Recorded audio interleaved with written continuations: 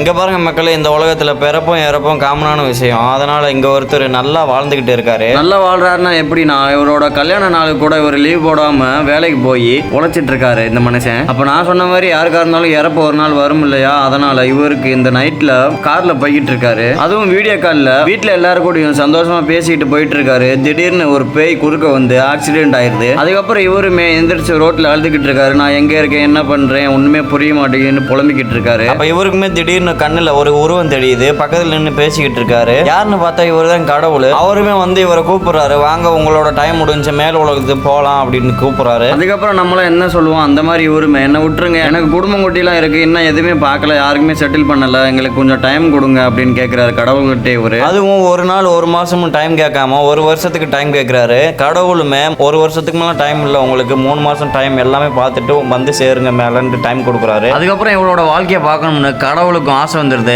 அதனால இவர் கூட இருந்து எல்லாத்தையும் பார்க்குறாரு. இவர் சந்தோஷப்படுறது துக்கப்படுறது எல்லாத்தையுமே. நம்ம ஹீரோக்கு மொத்தம் 3 குழந்தைகள், 2 பொண்ணுங்க ஒரு பையன். சரின்னு கடவுள் கொடுத்த நாள் குறைஞ்சிக்கிட்டே வரதால மூத்த பொண்ணுக்கு கல்யாணம் வைக்கிறாரு. அவங்க அப்பா சொன்னதை கேட்காம அந்த பொண்ணு இன்னொரு பையனை லவ் பண்ணிட்டு இருக்கும். அவங்க அப்பாவுமே கேள்வி கேட்கிறாரு, அப்பா முக்கியமா இல்ல அவன் தான் முக்கியமானு. அவங்க கூடயே சேர்ந்து போயிடுறா அவளுமே. நெக்ஸ்ட் 2வது உள்ள பையனும் ஃபாரின்ல இருந்து வந்து ஒரு பொண்ணை கூட்டிட்டு வந்திருப்பான். இந்த விஷயம் தெரிஞ்ச உடனே ஃபர்ஸ்ட் அக்செப்ட் பண்ணிக்கிற மனசு இருக்காது இவருக்கு. அப்புறம் வேற வழி இல்லைனாலும் ஏத்துக்குவாரு. நெக்ஸ்ட் கடைக்குட்டி பொண்ணுக்கு கல்யாணம் முடிக்கிறதுக்குள்ள லாஸ்ட் ஒரு நாள் ஆகிடுது. டைம் இல்லதான். அப்புறம் மற்ற 2 பசங்க மாதிரி இந்த பொண்ணு இல்ல, கொஞ்சம் தெளிவானவ, வாழ்க்கையை பார்த்துப்பான்னு சொல்லி கவலைப்படாம விட்டுட்டு லாஸ்டா ஃபேமிலியா எல்லாம் ஒன்னா சேர்ந்து சாப்பிடுறாரு. அப்புறம் டைம் முடிஞ்சிருது. கடவுளுமே லாஸ்டா மனிதன வாழ்க்கை எவ்வளவுதானு சொல்லி சிரிச்சுட்டு இவரை கூட்டிட்டு போயிடுறாரு கையோட.